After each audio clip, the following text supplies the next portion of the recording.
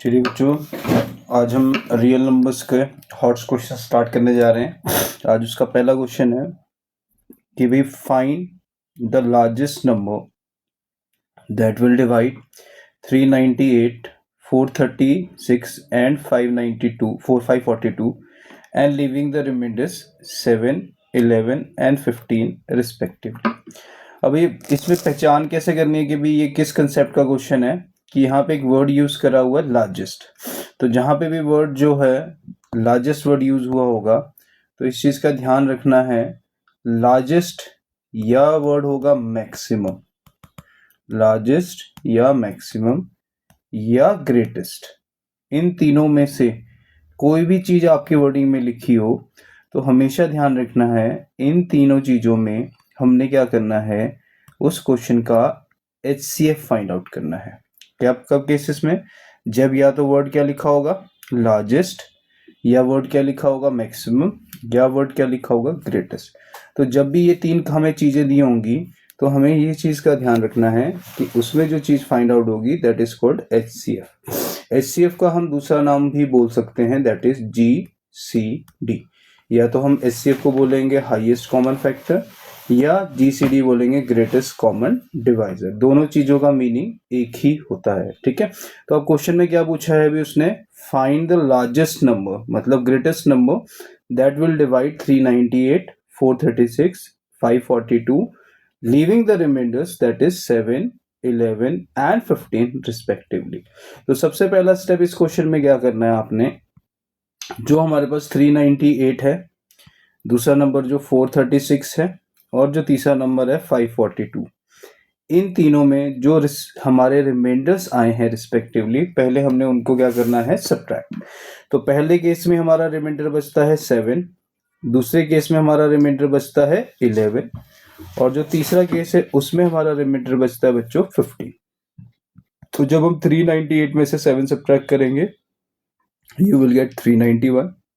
436 में से जब 11 सब्ट्रैक्ट करेंगे तो यू विल गेट 425 और जब हम 542 में से 15 सब्ट्रैक्ट करेंगे तो यू विल गेट नंबर 527। तो हमने पहला स्टेप क्या करा बच्चों, सबसे पहले तो हमने ये चीज चेक करी कि भी हमने फाइंड क्या करना है। तो word is largest number that will divide 398, 436 and 542 leaving the remainder 7, 11, 15। तो हमारे पास कौन कौन से नंबर्स थे, 398, 436 एंड 542। फर्स्ट वाले में रिमाइंडर बच रहा है 7, सेकंड वाले में रिमाइंडर बच रहा है हमारा 11 और थर्ड वाले में रिमाइंडर बच रहा है हमारा 15। तो 398 में से 7 सब्ट्रैक्ट हो गया तो यू विल गेट 391। 436 में से 11 सब्ट्रैक्ट हुआ तो हमारे पास 425 रह गया और 542 में से अगर मेरा 15 सब्ट्रैक्ट हुआ तो अब हमारा बच गया 527। अब हमने क्या करना है बच्चों, इन तीनों की करनी है प्राइम फैक्टराइजेशन। अब प्राइम फैक्टराइजेशन में सबसे पहला नंबर जो आता है दैट इज हमारा 391। तो अब 391 के लिए हम पहले देखेंगे भी कौन सा नंबर है जो 391 को एग्जैक्टली डिवाइड करेगा। तो फर्स्ट नंबर विल बी, ऐसा और नंबर सोचिए जो इसको एग्जैक्टली डिवाइड करता है। लेट अस अज्यूम मैं आपको इसमें ले लेता हूँ 17। तो अगर मैं 17 पहला नंबर लेता हूँ तो 17 को अगर हम 391 को 17 से डिवाइड करेंगे तो 17 2 जा चला जाएगा 34, रिमाइंडर बच गया 51 जो कि चला जाएगा 3 सा। तो नेक्स्ट नंबर जो जाएगा दैट विल बी 23। जब ये 23 से डिवाइड होगा तो you will get the number 1, तो लास्ट में 1 ही बचेगा। नेक्स्ट नंबर है हमारे पास 425। तो इसमें भी इस चीज का ध्यान रखना है कि अगर इसमें ऑब्वियसली बात है 17 है तो 17 से ये भी डिविजिबल होगा ही होगा। तो पहला नंबर अब हम 17 ही ले रहे हैं, तो अगर मैं 17 से इस नंबर को डिवाइड करता हूं तो फर्स्ट नंबर इज 17 2 जा 34, बच गया हमारे पास 8 एंड 5 85 रह गया। तो 17 5 जा चला जाएगा।